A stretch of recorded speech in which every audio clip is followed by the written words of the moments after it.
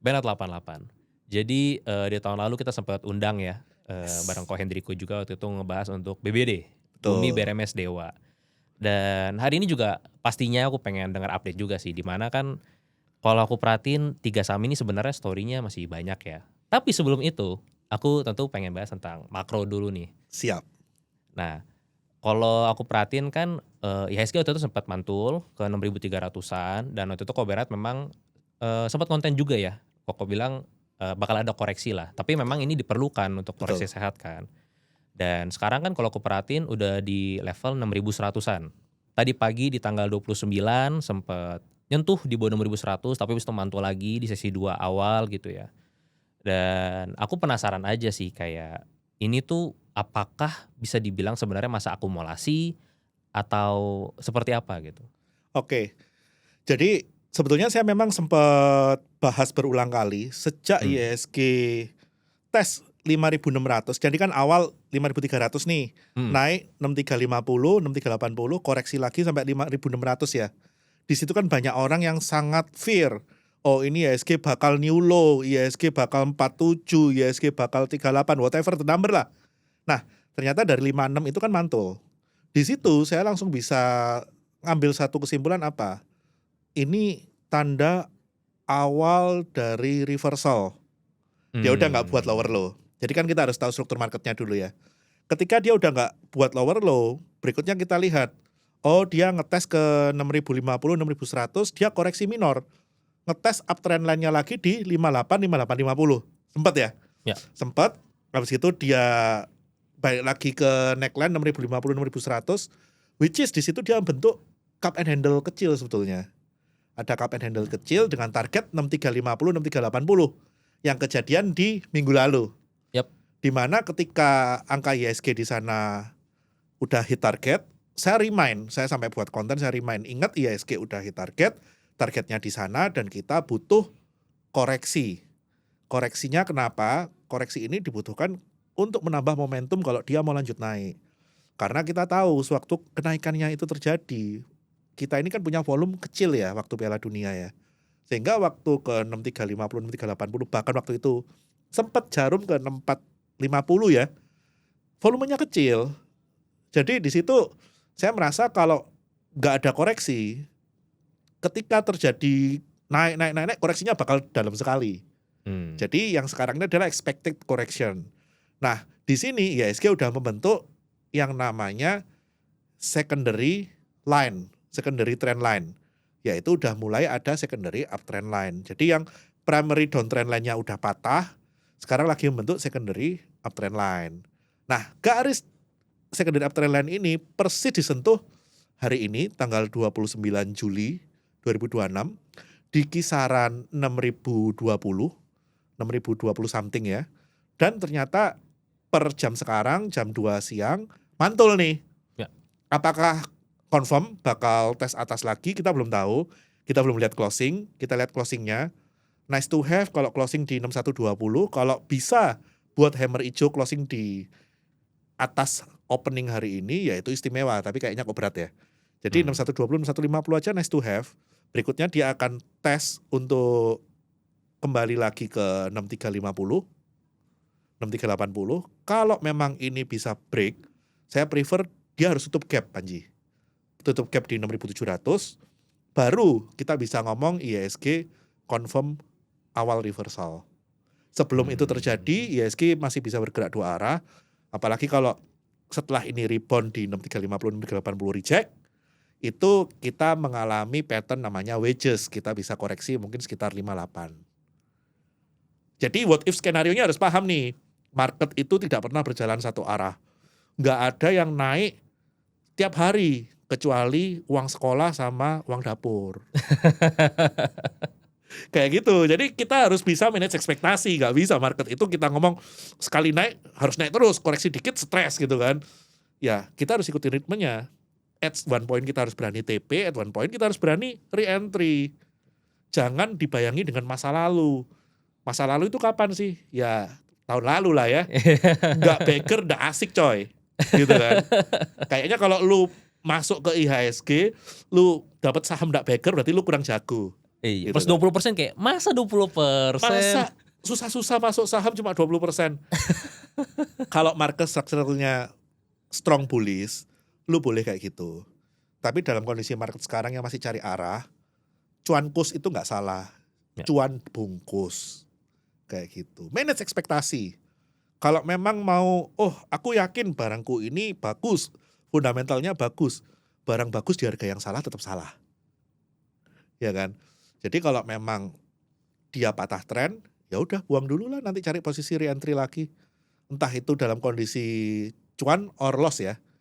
Ya udah buang dulu, nanti kita cari entry lagi. Untung-untung kalau kita entry udah profit, kena trailing stop ya udah relain. Cuan is cuan, nggak usah mikir, wah harusnya kemarin aku bisa cuan 20%, sekarang cuma realis 15%, 10%.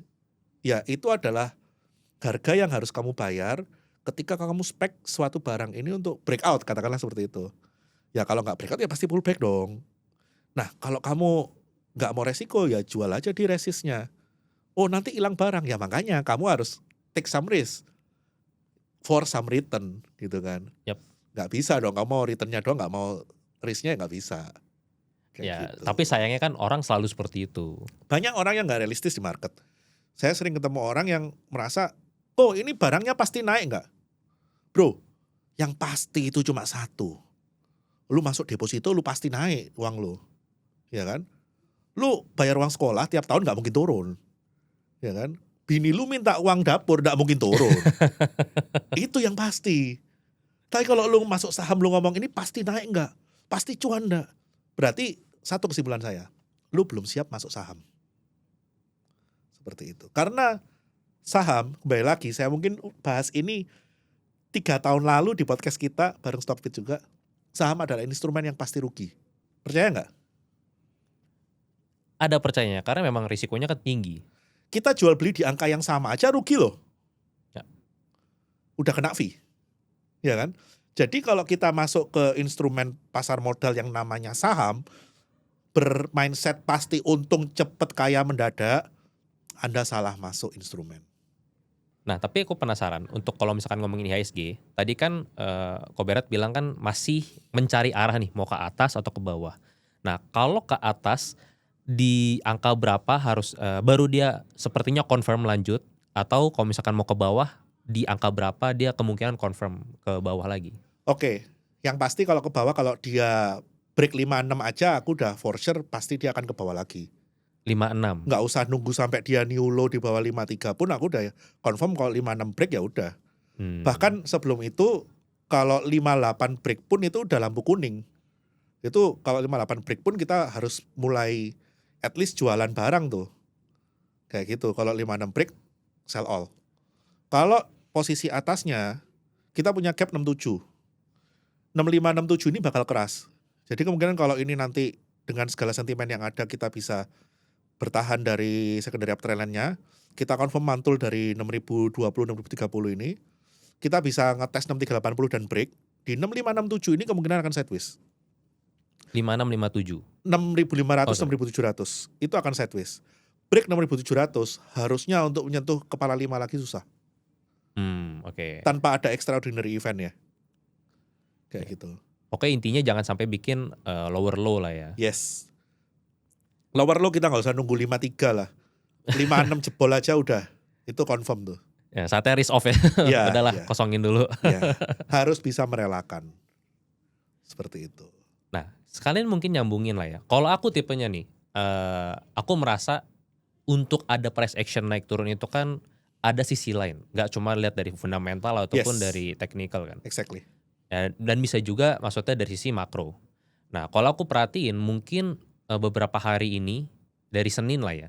Walaupun sebenarnya merahnya udah dari Jumat. Senin itu kan kita dapat pengumuman yang cukup menggelegar tuh, di mana Pak Peri Warjio mengundurkan diri, resign dari posisi dia gubernur BI kan. Dan sekarang kan pengganti sementaranya Bu Destri ya sebagai pengganti.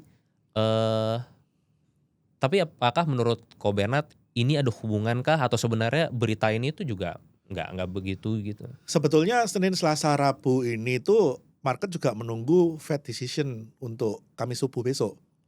Oke. Fed rate decision itu Kamis subuh besok. Sebetulnya menurut saya itu yang lebih dominan ya.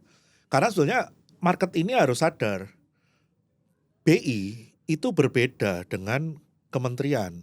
Kalau kementerian itu kan kekuasaan full berada di atas menterinya ya, berada di tangan menteri. Menteri mau ngomong apa, ke bawah pasti nurut. Sedangkan BI ini kan berdasarkan bahasa gampangannya ya, voting deputi BI-nya.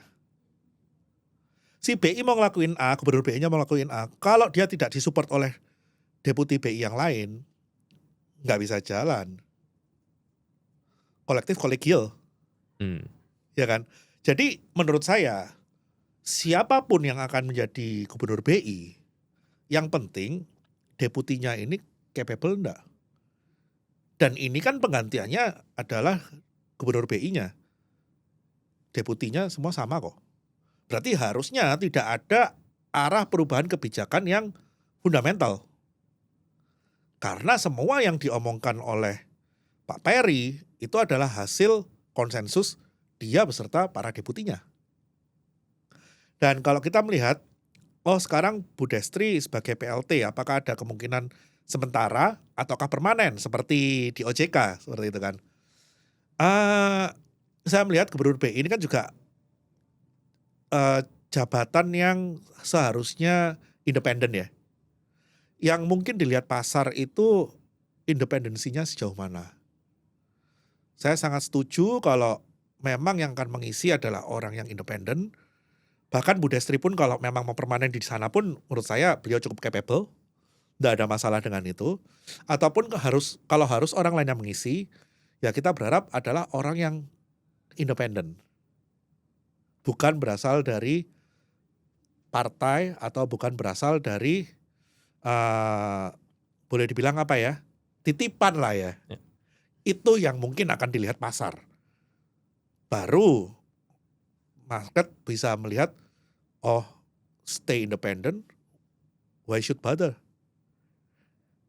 Deputi gak ada berubah, harusnya kebijakan juga gak ada berubah. Seperti itu. Oke. Jadi kekhawatiran yang ada di pasar sekarang ini, kalau Panji sadar, market kita itu mungkin udah 3 mingguan ya, itu kayak berlayar tanpa angin. Nggak ada good news, even bad news juga nggak ada. Ya. Ya kan? Jadi ketika ada senggolan dikit kayak gini, jadinya liar. Kayak gitu. Demikian pula dengan nanti kalau ada good news dikit, efeknya pasti juga akan liar. Seperti itu. Itu benar sih, memang juga kalau lihat market segampang satu saham konglo naik deh, yang lain juga pasti ngikut. Betul.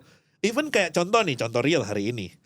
Saya ngelihatnya BRPT TPIA rebound duluan gitu kan. Saya ngelihat simple. PTRO tes MA50 4410 4420. Mantul pula. Yang lainnya udah hijau, PTRO-nya masih 45 sekian, ya udahlah, kita masuklah buat copet-copet dikit gitu kan. Sesimpel itu market sekarang karena tidak ada yang bisa divaluasi untuk sebagai penggerak pasar saat ini. Kita ngomong sentimen base ya. Sentimen base ini lagi nggak ada. Kayak gitu. Jadi liquidity-nya ngarah ke mana ada barang yang rame. Kayak gitu. Jadi ngeliatnya gitu doang sekarang.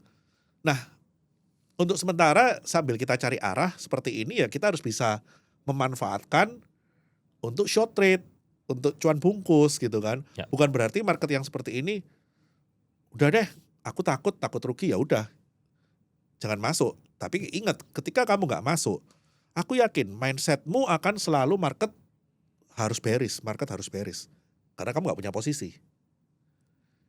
At least kalau kamu memang mau serius di market ini, lu taruh amount of money yang lu siap untuk loss. Itu risk yang mau kamu ambil ketika ternyata market ini bener naik, aku udah ada posisi, aku sisa average up. Kalau market turun, aku udah siap, budget cut lossku masih ada. Ya. Seperti itu. Do nothing, menurut saya apakah itu strategi? Strategi, tapi ingat, jangan denial. Karena ada orang yang do nothing, kerjaannya negatif terus gitu kan. Sampai nanti indeks dari 7.000 ngomongnya 6.200, sampai 9.200 ngomongnya masih 6.200 gitu kan. Itu udah berapa persen yang terlewat. Opportunity cost-nya gede banget. Iya kan? Bayangin kalau kita itu be humble di market. Salah akuin salah. Ya. Harus balik badan. Oh saya ngomong 68 kemarin mantul, ternyata salah. Ya satu grup saya suruh balik badan. Ini 68-nya jebol nih, kita siap ke bawah. Brace the impact.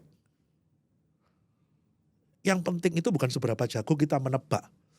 Tapi seberapa jago kita mitigasi ketika yang unexpected things happen. Tebak-tebakan semua orang bisa nebak. Tapi ketika yang terburuk itu terjadi, kita mau ngapain? Itu yang kita harus tahu. Pokoknya selalu reasonnya apa. Yes, exactly. Karena market is not all about tebak-tebakan. Kita di market tujuannya cari duit, bukan cari tebak-tebakan. I don't care about hit rate. Apa itu hit rate? Hit rate lu 100%. Kalau duit lu juga nggak cuan, nggak kemana-mana, forward. Hit rate lu 50%, tapi begitu lu hit bener, on right amount, you bisa dapat gede. What's the point of 50%? 100% di sekarang juga belum tentu nggak diambil di kedepannya. Jadi hit rate itu menurut saya ilusi. Karena di market kita itu cari duit, bukan cari hit rate. Bukan cari persenan. Kayak gitu. Oke, mungkin ngelanjutin sedikit tadi. Kalau misalkan dari Koberat bilang kan sebenarnya makro kita lebih ke menunggu nih untuk Yes. The Fed ya. Dan mungkin kemungkinan kan ini pas rilis The Fed sudah pengumuman anyway. Tapi pengen tahu aja sih, kalau konsensus yang aku baca kan expected-nya naik dan mungkin saja subuh naik gitu kan. Kalau naik mungkin bayangan Koberat seperti apa? Kalau naik sebetulnya market itu udah pricing in. Oke. Karena kita tahu stance dari Fed udah cukup hawkish ya sejak sebulan lalu. Yang market belum pricing in, what if dengan data yang ada, ya walaupun data yang kemarin keluar itu kan karena ceasefire ya. Inflasinya turun, cukup terkontrol, harga minyak cukup terkontrol, dan kita juga ngelihat data tenaga kerjaan Amerika juga belum sebagus itu gitu kan. What if ternyata Fed rate-nya nggak naik? Dan menurut saya peluang nggak naiknya itu cukup besar. Apakah dia akan stay nggak naik sampai akhir tahun? Nobody knows for now, karena ini beneran inflation driven, which is inflationnya di-driven dari geopolitik. Jadi untuk mengatakan pasti atau tidak untuk sampai akhir tahun tidak naik, itu terlalu naif, karena bukan kita yang decide the war. Ya. Karena kalau nggak ada war, saya bisa pastikan sampai akhir tahun nggak akan naik. Tapi karena ada war, kita never know eskalasinya sejauh mana. Jadi yang perlu kita lihat, ya kita harus lihat geopolitiknya. Apakah eskalasi ini berkepanjangan atau enggak? Peluangnya untuk berkepanjangan itu sejauh mana? Contoh, saya dari 2 minggu lalu, waktu tiba-tiba Amerika dan Iran main mercon lagi nih, saya ngomong di grup, ini nggak akan lama. At least a week or two, mereka bakal cooling down lagi. Ternyata Jumat kemarin cooling down kan. Ya. Karena apa? Saya lihat satu, the damage itu become very high dibandingkan dengan manfaat yang dicari oleh Amerika. Sekarang kalau jalur alternatifnya sendiri dari Arab Saudi ditutup oleh Houthi, mereka harus muter sampai terusan Suez. Sedangkan petroleum reserve Amerika sendiri udah all time low. Amerika mau take advantage-nya dari mana? Kalau kemarin kita ngomong bulan 3, bulan 4, take advantage-nya dari mana? Mereka punya petroleum reserve gede. Orang nggak punya barang, dia punya barang. Orang bisa beli dari dia cuan gede. Nah kalau sekarang mereka mau take advantage dari mana? Kalau barang ini scarce, mereka sendiri nggak punya barang. Siapa yang menang? Nggak ada.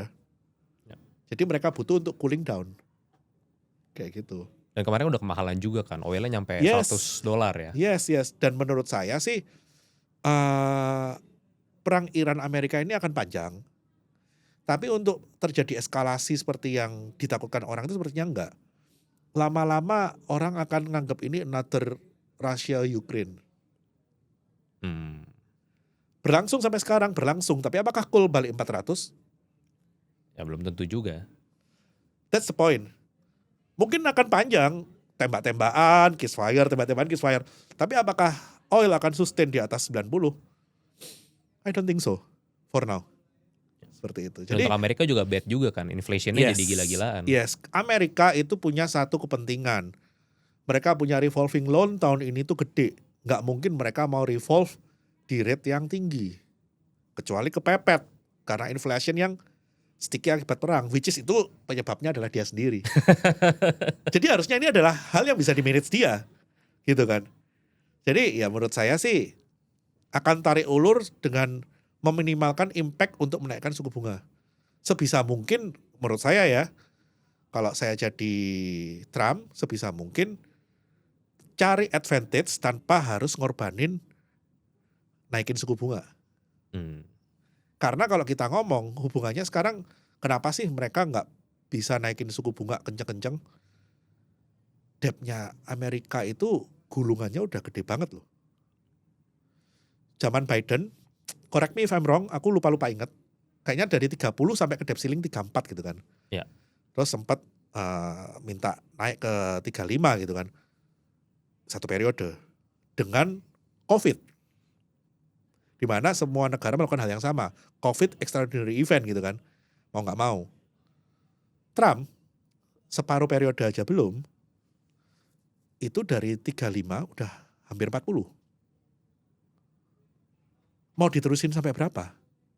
Sedangkan kalau kita ngomong struktur APBN Amerika, itu udah nggak bisa untuk gedein pembayaran bunga lagi, itu udah berat. Setiap dia menambah porsi pembayaran bunga, berarti harus ada yang dikorbanin. Entah itu budget defense, entah itu social security. Mau chaos, social security-nya dihilangin. Sedangkan secara fundamental, income Amerika nambahnya tidak sekencang itu. Yap.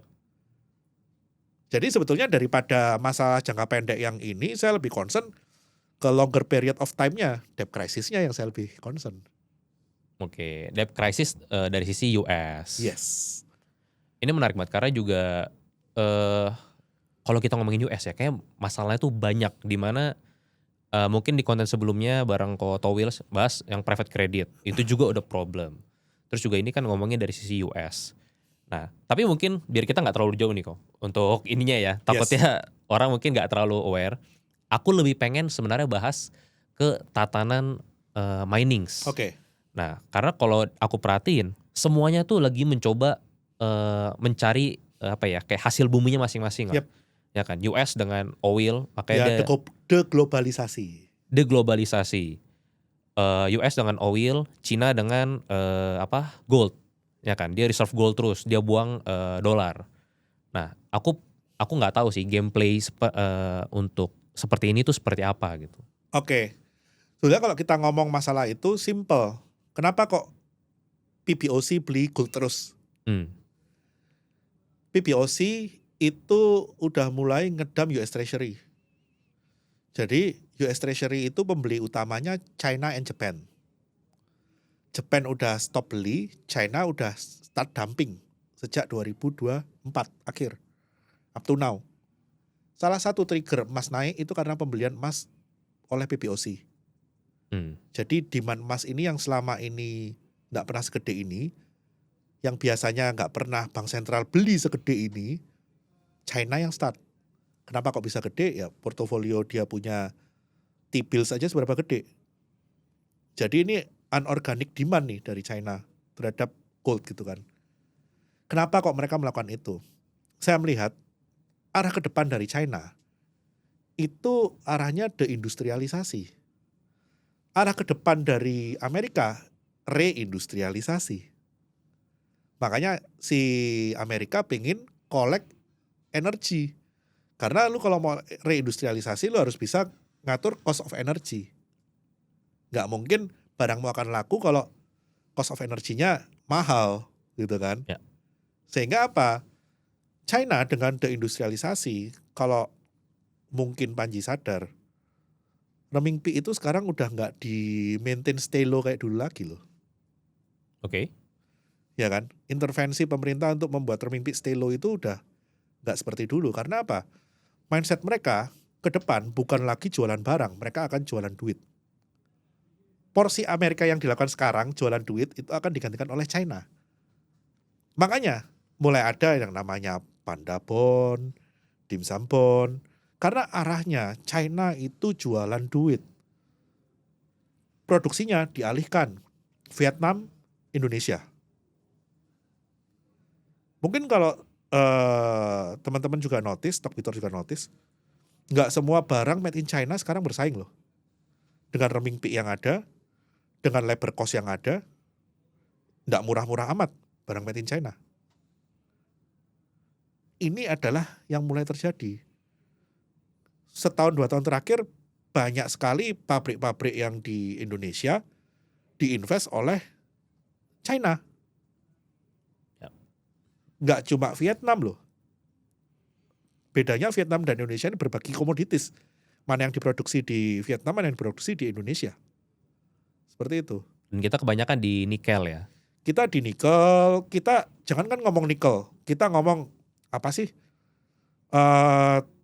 Trading besi baja. Banyak sekali. Aku Kita baru tahu. ngomong chemical itu banyak sekali loh. Kita ngomong tekstil itu banyak yang take over dari China loh. Ya. Jadi yang perusahaan lokal udah nggak survive, yang take over perusahaan China loh. Banyak.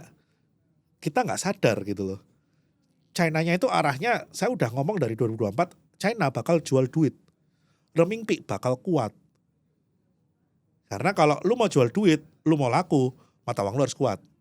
Ya. Berbeda mindset 180 derajat ketika kamu jual barang. Kalau kamu jual barang, mata uang lu harus lemah supaya barang lu terjangkau. This is exactly what happened with America in the roadmap. Donald Trump ingin make America great again. Pengen made in USA. Gimana mau made in USA kalau Mata uangnya mahal. mata uangnya mahal? Gimana mata uangnya bisa murah kalau perangnya berkepanjangan? DXY-nya naik terus. Ya kan?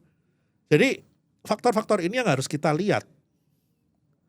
Nah, kalau misalkan Amerika kita ngomong bener nih roadmap-nya bisa deindustrialisasi, pasti kan demand terhadap barang tambang ini kan pasti juga naik. Demand barang tambang untuk industrialisasi itu apa sih? Stainless steel. Stainless steel itu apa? Nikel. Industrialisasi butuh apa? Butuh koper, butuh aluminium, butuh timah. Ini kita baru ngomong kalau mereka industrialisasi yang konvensional. Kalau kita ngomong sekarang AI, kita ngomong chip, kita ngomong data center, jelas demand-nya. Koper nomor 1, aluminium sebagai purmen koper, sehingga industri yang tidak terlalu penting, ketika harga koper nanti naik tidak terkendali karena dimakan oleh industri AI, yang industri yang tidak terlalu penting pasti pakainya aluminium. Dan semua itu disatukan oleh timah so far. Jadi koper, aluminium, tins menurut saya commodity of the future. Kalau gold kita ngeliatnya selama PBOC masih beli, which is dia juga punya T-bills juga masih banyak, dia masih mengalihkan portfolio ke sana.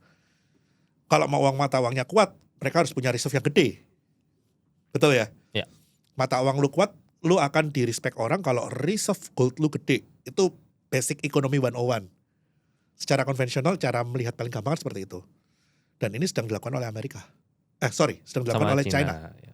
Seperti itu. Dan sepertinya tidak akan selesai dalam waktu dekat. Yes. Cuma apakah akan terjadi big rally seperti kemarin 1.800 ke 5.500? Mungkin enggak. Tapi untuk bikin new high dalam 1-2 tahun ke depan, at least break 5.500 saja bisa. Ini emas juga lagi indecisif nih. Dalam periode sideways 3970 sampai 4150. Kalau breakdown bisa ke 3537. Kalau break 4150 bisa ke 4350. At least sementara seperti itu in the short term.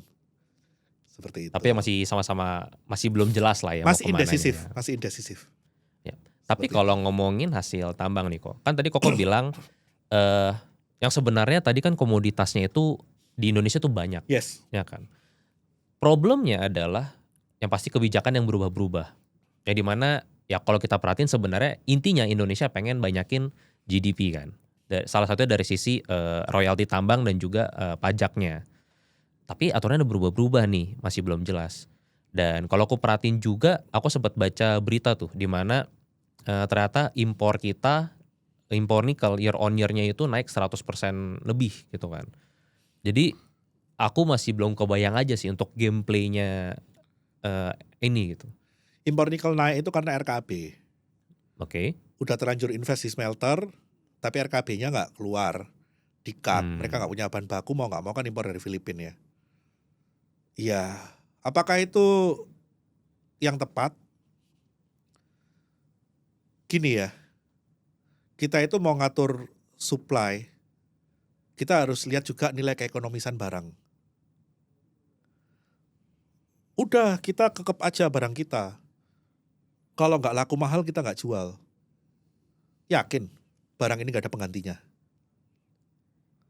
By the time nanti orang nggak ada supply, orang pasti akan berusaha cari material pengganti. Dan ketika itu terjadi, barang yang kamu eman-eman kamu hold ini jadi worthless. Jadi menurut saya sih, kita itu harus lebih bijak melihat. Negara Indonesia itu punya kutukan sekaligus berkah. Kita itu terlalu kaya. Iya kan? Kita itu terlalu kaya terhadap sumber daya. Makanya negaranya bisa tetap growth. Mungkin kalau negara lain dengan metode memimpin seperti ini, saya rasa within 1 or 2 years udah revolusi tuh. Nggak survive. Nggak survive gitu kan. Karena kita terlalu kaya, sumber kekayaannya banyak, bisa survive sampai sekarang. Tapi jangan terlalu sombong, ingat. Kita bukan satu-satunya yang punya, walaupun kita pemilik sebagian besar dari material inti untuk industrialisasi ke depan.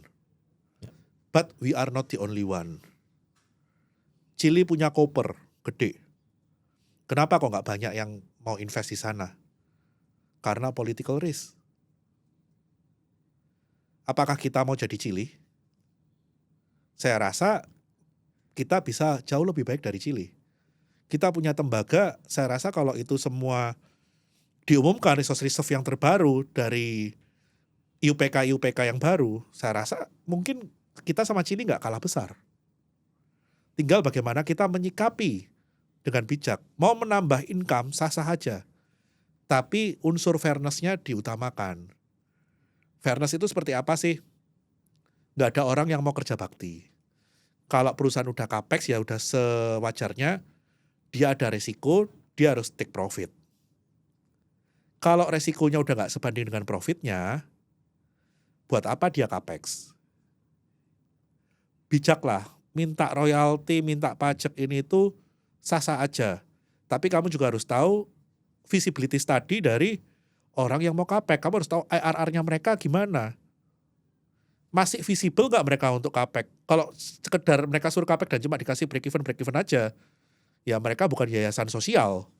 Tapi kalau kita dikasih terlalu sedikit, ya enak sekali mereka ngeruk hasil sumber daya kita gitu kan. Harus balance, nggak boleh terlalu sombong, nggak boleh terlalu bego juga. Kayak gitu. Yang langkah paling benar apa? Oke, DSI going on the right track. Mereka bukan sebagai tengkulak, mereka sebagai boleh dibilang pintu administrasi. Ya, monitoring. Benar. Dan yang paling utama yang mereka lihat apa? Under invoice, transfer pricing. Itu bagus. Stay on the right track. Nggak usah deh berpikir liar yang lain-lain. Tambang bagus dikit, udah gatel mau dinasionalisasi. Result bagus dikit, udah gatel royalti mau dinaikin. Jangan dilihat waktu windfall profitnya aja. Waktu harga jelek, emang mereka dapat tax holiday? Belum tentu juga loh. Betul. Iya kan? Waktu coal jelek tahun 2016 harga sampai $30-40. Banyak perusahaan coal bergelimpangan. Mereka dapat apa? Terus waktu mereka dapat windfall profit, kayak wah nggak boleh dibiarin nih. Ini kita harus dapat gede juga sama gedenya.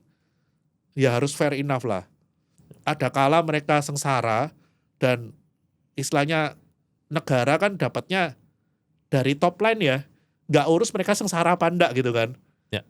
Ya kalau waktu mereka cuan, tutup mata dikit lah kayak gitu. Nah, mungkin nyambungin sedikit dengan DSI. Sekarang kan mungkin udah lebih clear ya dengan apa yang ingin dilakukan oleh DSI. Yes. Aku nggak tahu sih.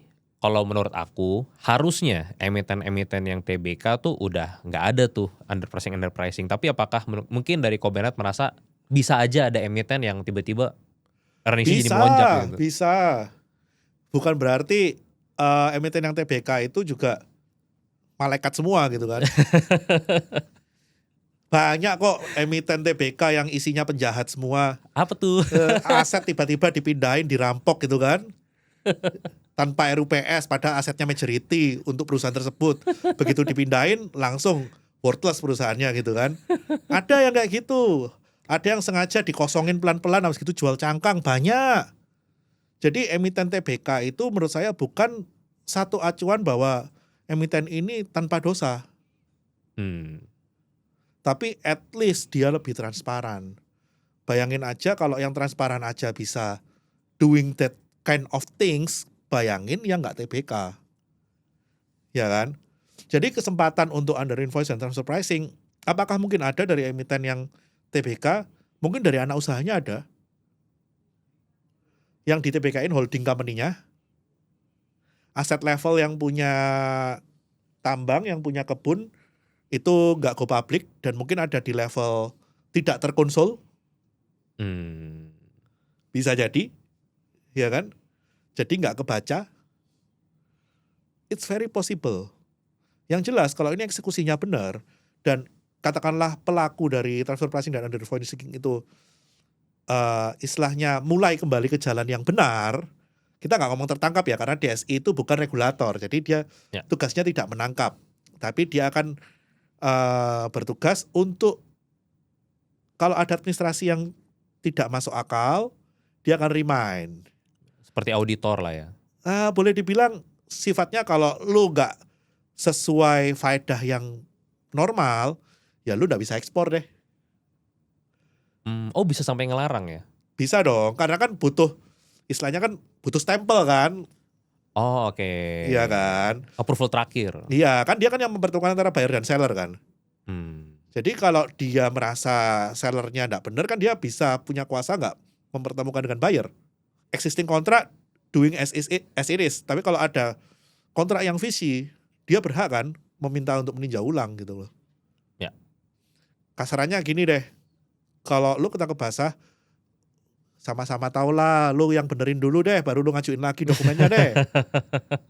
Iya kan? Gua gak bego-bego amat nih. Iya, karena yang di pucuknya DSI juga orang yang berpengalaman, gitu kan. Bukan politician. Ini beneran orang yang berpengalaman di bidangnya gitu kan. Dan harapan saya stay like that. Seperti itu. Jadi ya kalau boleh dibilang, kita lihat nanti kalau tiba-tiba ada perusahaan TBK terkait coal dan CPO tiba-tiba salesnya meledak, tiba-tiba bottom line-nya meledak, ya bisa jadi. Ada kemungkinan lah ya. Walaupun mereka mungkin anak yang hilang ngomong. telah kembali, bisa jadi seperti itu. Tapi banyaknya kemungkinan di mana nih? CPO? CPO banyak. CPO banyak. Ya kita ngomong bukan hanya under invoice transfer pricing. Main HS code juga banyak. CPO dijual pakai HS code POME juga ada gitu kan. Pada nyari deh tuh, apa nih?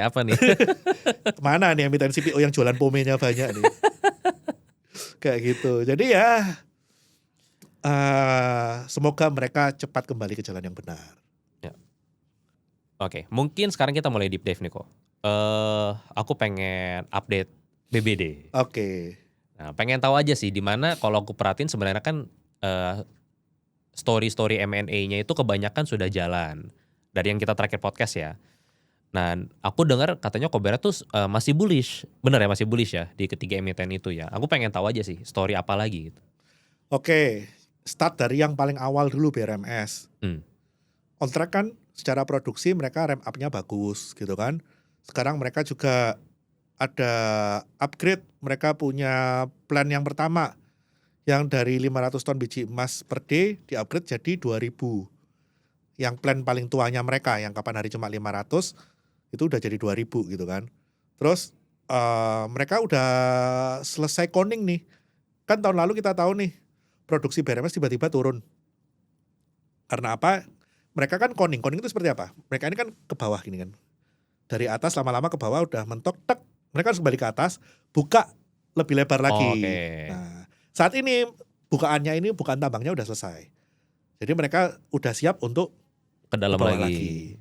Seperti itu. Nah, berarti kan secara produksi harusnya mereka ke depan tidak ada masalah. Untuk underground miningnya progress so far so good ya. Nggak ada masalah. Itu eksekusi kalau jalan semua harusnya 2027 numbersnya mulai implied sih dari underground miningnya udah mulai at least cold commissioning udah mulai. Terus mereka juga udah melebarin bukaan atas. Jadi harusnya sih produksi sesuai prediksi ya masih ya kalau menurut saya pribadi ya. Terus mereka juga margin bagus. Mereka punya cash cost 1.800 1.900 around that kind of price. Dengan harga emas sekarang kita ngomong, 5.500 turun ke 4.000, masih beggar. Betul. Jualannya masih beggar. Ya. Dan tidak banyak komoditas yang punya margin segede itu. Ya kan? Jadi ya margin play-nya masih bagus. Kita ngomong growth on quantity play-nya juga masih bagus. Yang saya tunggu terus terang satu nih. Gorontalo kapan di-announce nih masalah kopernya. Oke. Kan mereka kan sekarang masih ini ya eksplorasi ya. Kayak gitu. Nah harapan saya sih supaya nggak hilang momentum. Dan sekarang kan kita tahu nih AI semakin hot, chip semakin hot. China mulai mau masuk ke bisnis chip. Mau bikin cheaper chip. Tapi garis bawahnya apa sih? Chip itu mau mahal mau murah semua pakai koper. Mau harganya chip naik atau turun, demand koper ini kemungkinan akan meningkat.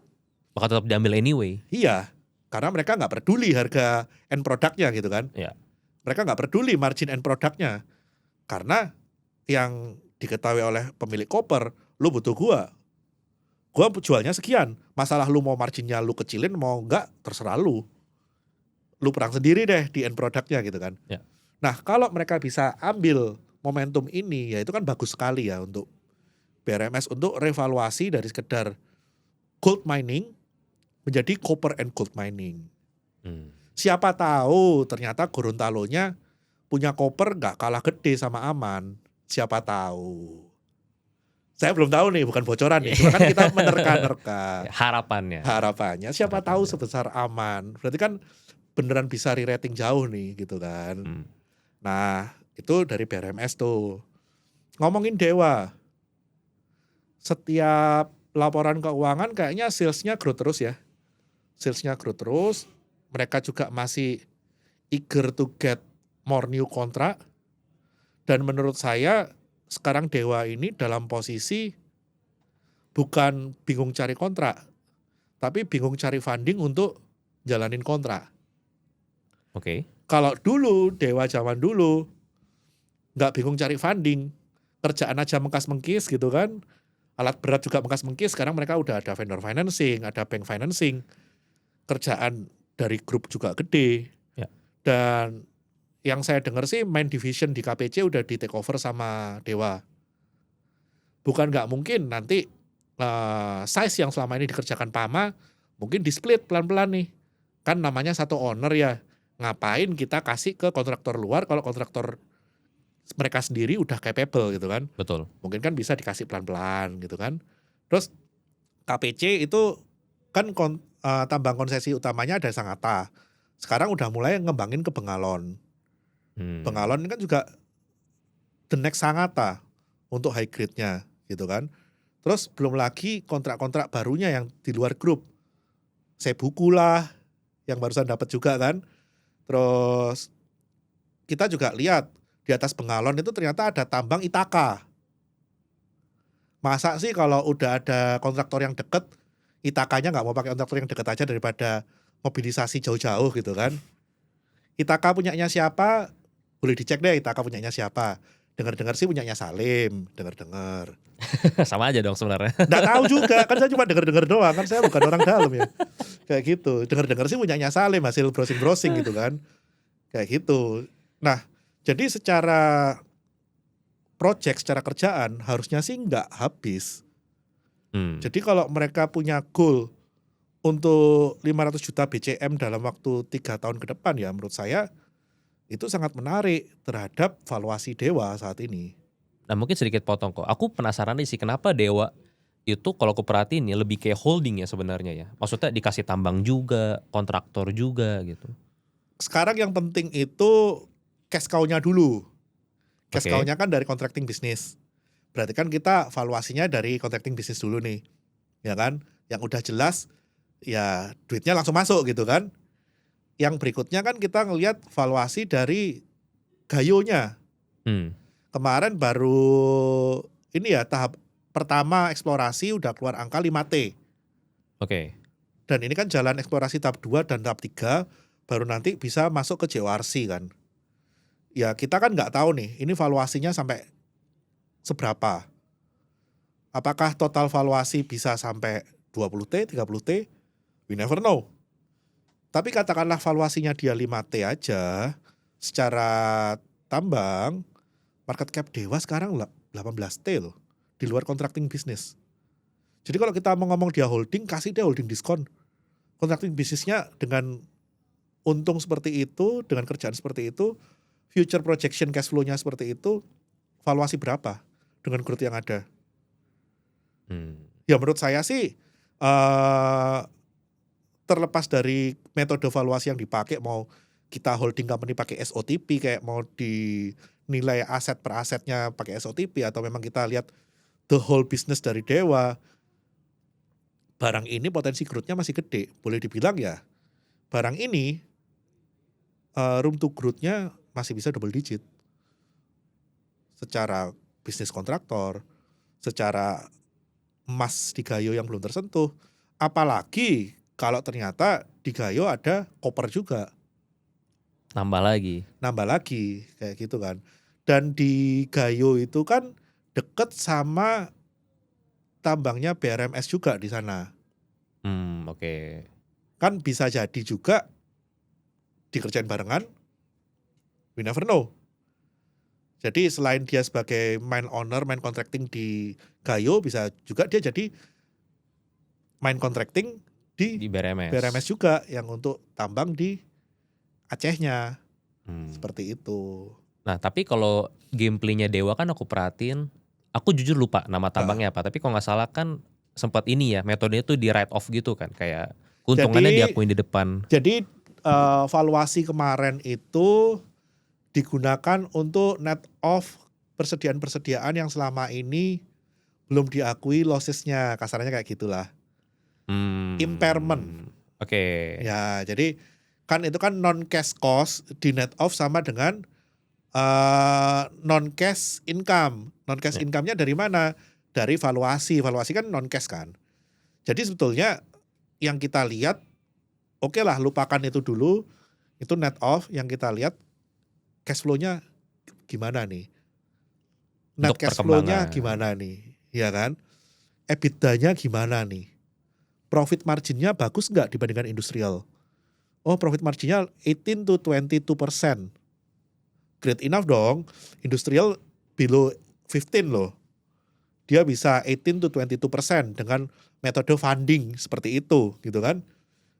Kuncinya di Dewa menurut saya itu adalah strategi fundingnya. Kalau strategi fundingnya benar, beban keuangannya minimum, dia bisa dapat margin dari sana. Yang membuat dia punya margin di atas rata-rata. Vendor financing itu sangat membantu untuk Dewa dapat profit margin yang bagus. Seperti itu. Jadi gameplaynya sih bagi saya masih panjang. Makanya bagi saya kalau orang ngomong Dewa MSCI, Bumi MSCI, no, it's not that kind of things. Saya nggak pernah ngomong BRMS sejak harga 90, oh BRMS akan masuk MSCI minimal harga 500, saya nggak pernah ngomong. Dan buktinya dia masuk MSCI di 1000 loh. bukan di bare minimum 500 loh. Jadi MSCI itu jangan dijadikan end game. MSCI is just a bonus after the whole performance of the company, di mana market appreciate, harga lu naik sehingga masuk ke thresholdnya MSCI, then that's a bonus. Itu bukan goal utama. Jadi mindset orang yang MSCI minded, saya harapkan dengan kejadian bulan Januari back down to earth lah. Mulai sadar. Iya, saham itu nggak serta-merta dibuang ke MSCI. Emang MSCI ini tukang sampah. Habis dipam, didam. Ya nggak segitunya juga, walaupun porsi kita di MSCI sedikit, justru mindsetnya, lo ini udah dikit kok ngerecokin, bodohin gua. Nggak worth it banget gitu kan. Betul. Betapa ringkihnya. Iya, jadi jangan play that kind of game lah. Ya. Jangan mentang-mentang kecil kita merasa kita nggak dilihat cuma main algo. Justru karena kita kecil, at any time dia muak sama kita bisa dibuang. Janganlah. Kayak gitu. Semua sama saling butuh lah. Nah kalau aku perhatiin kan net income Dewa tuh yang bikin jam banget kan pas dia di Q4 kemarin kan. Yap. Di 4T. Nah apakah yang impairment ini bakal kejadian lagi di tahun ini apa enggak? Bayangannya gini, ini kan baru valuasi dari eksplorasi tahap pertama. Ada lagi valuasi eksplorasi tahap kedua. Ya tinggal kita lihat, ada kenaikan valuasi nggak dari resource-reserve yang ada? Kalau ada ya berarti ada non-cash income lagi dong. Sampai nanti ke tahap ketiga, di JORC-kan, baru nanti mungkin arah manajemen sempat diomongin juga kan, bahwa mereka mau IPO kan gayonya, ya itu kan berarti baru reveal-nya setelah JORC. Total valuasi yang mungkin di gayo ini berapa. Tapi kalau kita ngomong apakah itu one time income atau enggak, anggap aja one time deh. Oke. Karena terlepas nanti ada valuasi kedua, valuasi ketiga, toh itu kan non cash anyway. Ya. Ya kan, itu cuma cantik di atas kertas, yang lu lihat EBITDA-nya. Bagus nggak EBITDA-nya?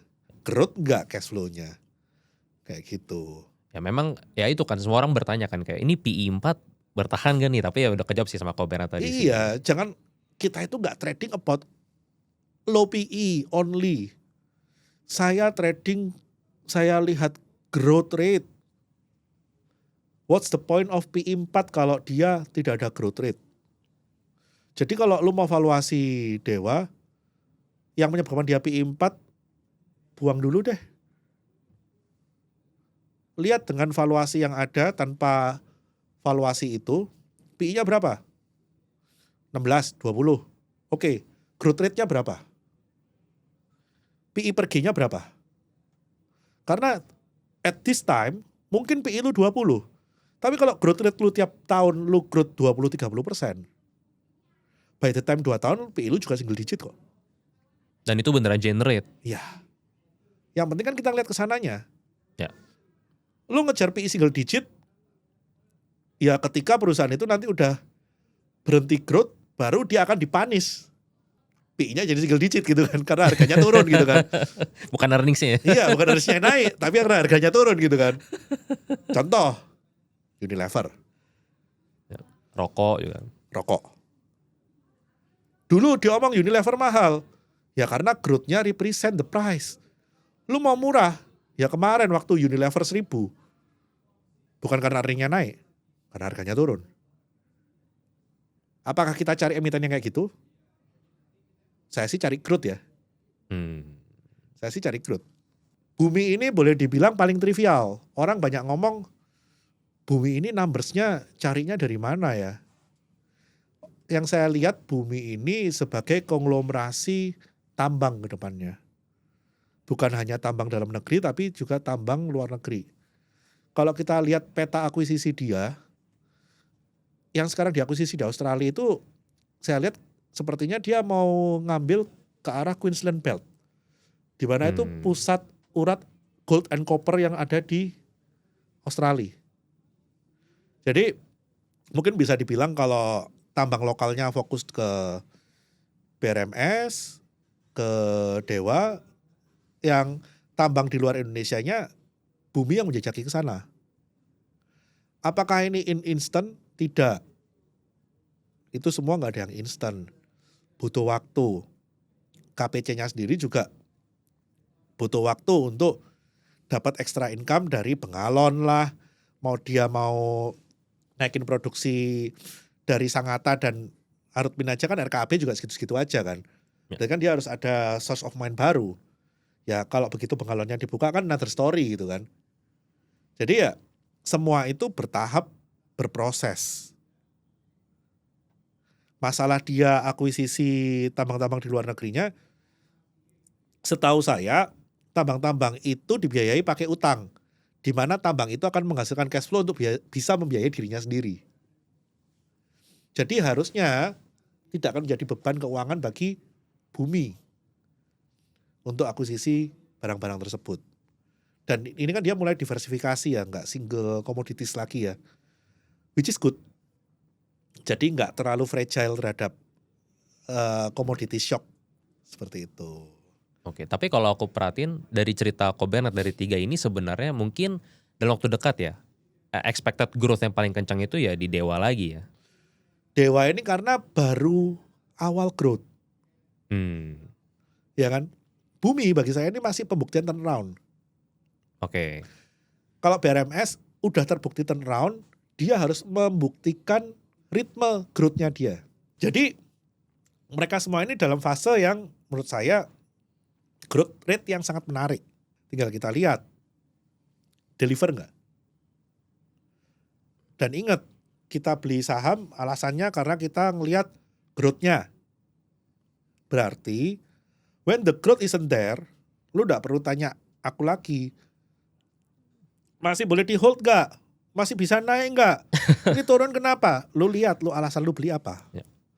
Kalau reason alasan lu beli udah nggak di sana, berarti lu tahu harus ngapain. Karena kita di market itu nggak boleh pakai hopium, Panji. Kebanyakan orang di market itu pakai hopium. Pokoknya aku pengen targetnya sekian, hidup mati sekian, padahal perusahaannya nggak deliver. Itu hopium namanya. Kita harus sadar, namanya eksekusi itu nggak selalu smooth. Yang namanya turnaround bisa sukses, bisa gagal. Ya. Ya kalau gagal kita harus siap exit. Kalau kita berharap dia growth, ternyata tidak growth, ya kita harus siap exit. Kalau kita berharap dia ada merger dan acquisition ternyata nggak jalan-jalan, ya kita harus siap exit. Kita nggak bisa pengen market sesuai dengan harapan kita. Yang ada kita harus adaptasi sesuai market. Nah Harus cuma seperti itu. ini menarik karena menurut aku setiap eksekutor kalau gagal pasti dia bilangnya diundur timelinenya. Iya kan?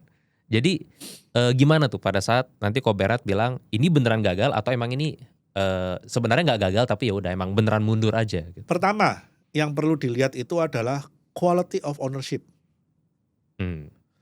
Ketika owner ini adalah orang yang kredibel, ngomong mundur, kita bisa percaya. Tapi kalau yang ngomong adalah orang yang terkenal pagi deli sore udah jadi tempe, ya itu namanya kita kalau percaya dia kita denial. Ya kan, itu yang pertama nomor satu itu. Dan yang kedua, stay logic. Alasan mundurnya kenapa? Masuk akal enggak? Dan apakah mundurnya dia masih sama dengan horizon investasi kita? Dan ketika mundur itu tidak tereksekusi, apakah kita siap dengan resikonya? Jadi balik lagi ke diri kita yang menilai. Kalau kita memang merasa, oh ownernya sih integritasnya bagus, tapi shit happen dan alasannya agak gak logik nih. Ya kalau kamu memang gak nyaman, ya udah. Yang penting investasi itu masalah kenyamanan hati. Ketika kita gak nyaman, itu ada dua.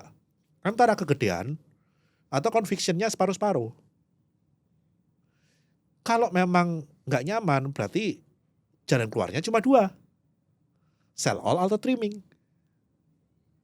Udah gitu doang.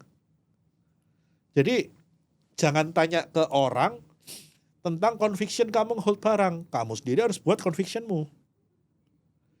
Dan kalau kamu convictionmu numpang, banyak-banyak bersyukur aja, kalau cuan ya dibungkus lah. Berarti hokinya sebenarnya. Bukan hokinya, tahu diri. Kalau convictionnya numpang, pengennya cuan sama-sama maksimal kayak yang punya conviction, itu namanya nggak tahu diri. Sorry to say ya, saya kasar. Karena banyak investor nggak tahu diri. Nggak doing their homework, cuma modal nanya. Terus kalau misalkan ternyata eksekusinya tidak sesuai yang diharapkan. Wah ini nih si ini nih. Marah-marah. Iya. Padahal udah dikasih rambu-rambu kayak saya bilang nih. Ya. Ini akan terjadi, what if skenario-nya ini. Yang diingat cuma apa? Oh iya berarti bisa kesekian ya. Padahal rambu-rambunya udah nggak deliver, yang kita udah exit, merekanya marah-marah. Ya lu nggak doing your homework, lu udah cuan, lu ada kesempatan untuk trailing stop, lu nggak trailing stop, lu keseret sampai rugi, ya your loss. Ya I'm sorry to say ya, karena banyak orang masuk ke market, mereka bukan mental investor, mereka mentalnya mental judi.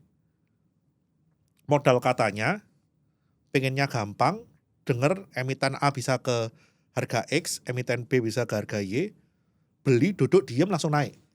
Dan sekali benar langsung dipandangnya tuh nabi. Iya. Langsung, ini gak mungkin salah nih orang nih. Gak mungkin salah. Gitu. Padahal, kita juga bisa salah. Padahal, kita gak ngatur eksekusi. Kita cuma memantau eksekusi. Ya. Dan padahal, kita juga bisa rugi loh. Jangan dikira kita kalau beli emiten ABC terus pasti untung. Bro, kalau kayak gitu, GDP kita disupport oleh investor saham semua bro. Nggak ada yang model seperti itu. Oke. Harus open mind. Harus open mind. Open eyes. Yep. Dan juga mulai melatih untuk cari conviction sendiri. Iya, dan harus realistis. Market tidak seindah cocotnya iklan. Cari saham kalau nggak multi bagger udah asik. Kondisi sekarang sih lu dapat 3% kali 10 lebih gampang daripada cari single stock 30% ya. Dan semakin gede volume lu, concern lu bukan masalah bagger. Concern lu adalah gimana caranya kamu bisa exit. Bagger kalau nggak ada yang beli, exitnya kemana? Masa aku harus buka kelas untuk nyari orang nyebokin barangku untuk exit? Siapa tuh? Kan nggak ada etisnya sama sekali ya. Goreng-goreng sendiri, naikin sendiri, barang-barang yang udah masuk ke high concentration, bingung. Retailnya kok nggak ada ngikut ya? Masa aku harus buka kelas kayak gitu? Nggak level lah. Mendingan kita cari barang yang liquid, kita cari barang yang jelas, ownership-nya jelas, bisnisnya jelas, dan aku bisa jual tanpa harus ngedam ke orang pakai cara seperti itu. Keputusan jual dan beliku tidak mempengaruhi orang. Kayak gitu. Nah itu aku penasaran. Karena kalau kita ngomongin BBD, number of shareholders itu banyak banget ya kan. Maksudnya sekarang bukan Koberato yang ngomongin gitu. Yes. Almost every communities ngomongin. Yes, kan. kalau dulu aku ngomong diomong orang gila main saham gorengan doang gitu kan. Kayak kok berani sama yang ini, itu kan grup ini kok berani. Nah tapi nanti exitnya berarti gimana kok? Barang ini sangat liquid bro.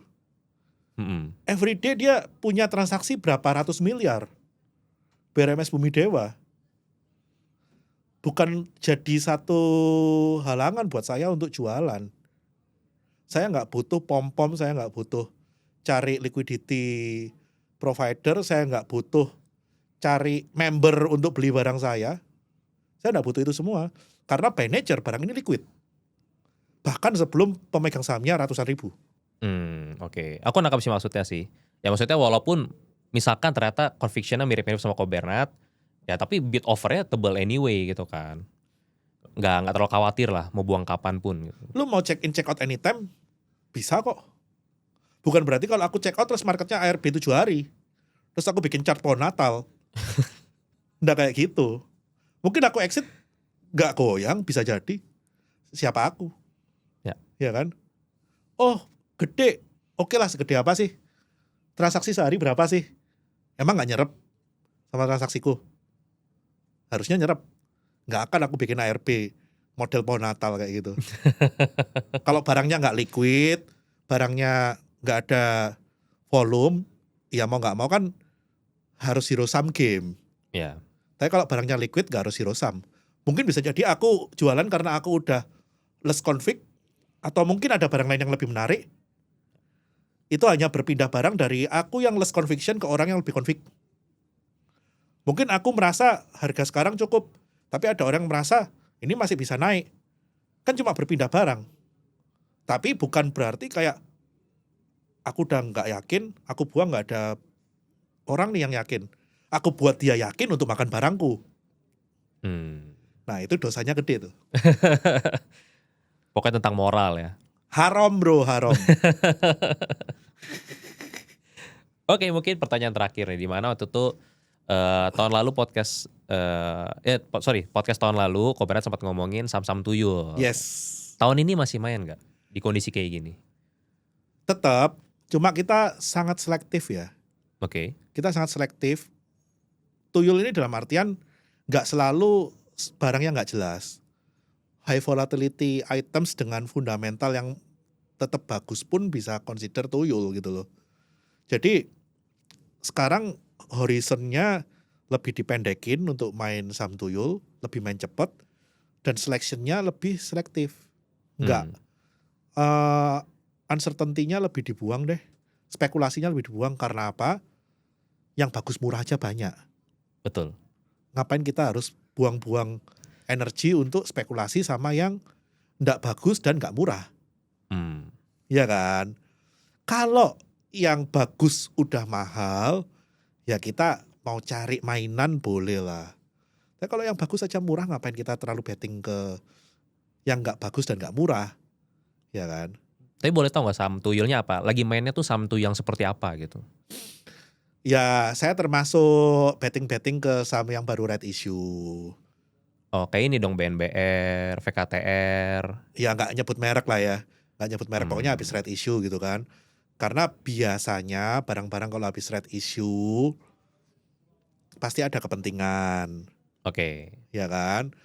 Kan kita juga ngeliat dulu nih di prospektusnya dia red issue-nya untuk apa. Masuk akal nggak penggunaan dananya. Terus ownernya siapa.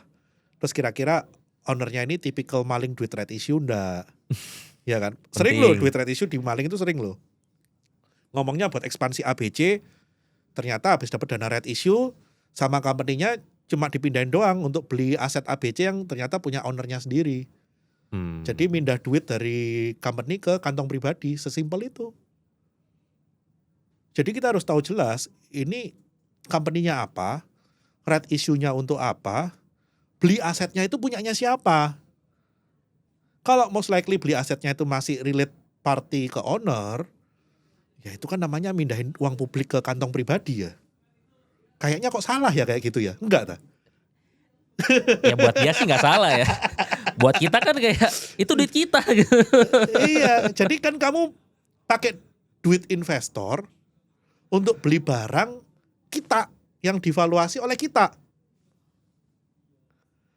Ya kayaknya sih ya balik lagi secara moral sih kurang. Ya. Nah, red issue model kayak gitu ya kita hindari. Oke. Tapi kalau red issue-nya jelas, dia mau akuisisi, dia mau unorganic growth, kita support lah.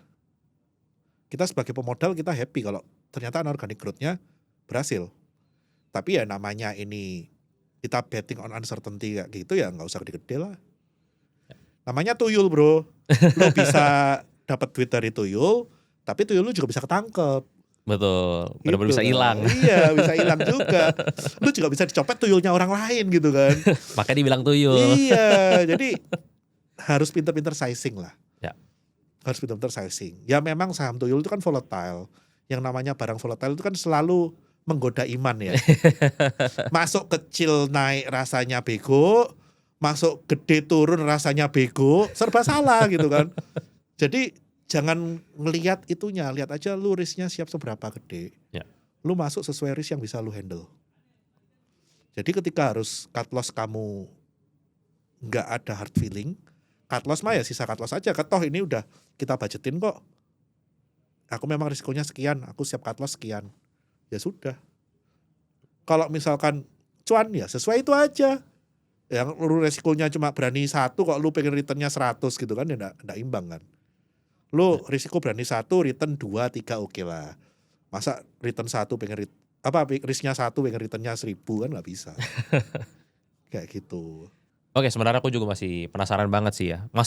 Menurut aku masih banyak banget story, terutama dari tatanan dunia minerals nih, yang pengen banget aku bahas. Tapi karena durasi mungkin next time kita bahas lagi ya kok ya. Boleh. Ya, dan kalau aku perhatiin memang juga story itu masih panjang kan itu sebenarnya kan. Masih panjang, story masih panjang. Dan saya pribadi sih ngelihat satu ya.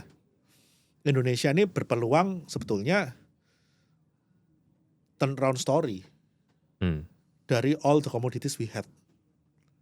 Jadi jangankan emitennya, negara pun bisa turnaround. Dan menurut saya ini adalah potensi Indonesia untuk turnaround. Tantangannya perusahaan yang turnaround atau negara yang turnaround adalah eksekusi. Saya selalu bilang jangan sampai kita kelaparan di lumbung padi. Dengan semua yang kita punya, kita harusnya bisa lebih baik dari posisi sekarang. Yang penting semua satu visi. Ya. Buang ego masing-masing yang di atas lah. Ya semoga. Semoga. Cuma kan turnaround company lebih gampang daripada turnaround negara kan. Oke, mungkin kita cukupkan sampai di sini. Thank you Ko Bernard, sampai ketemu lagi. Thank you Panji, sampai jumpa dalam kesempatan. Goodbye.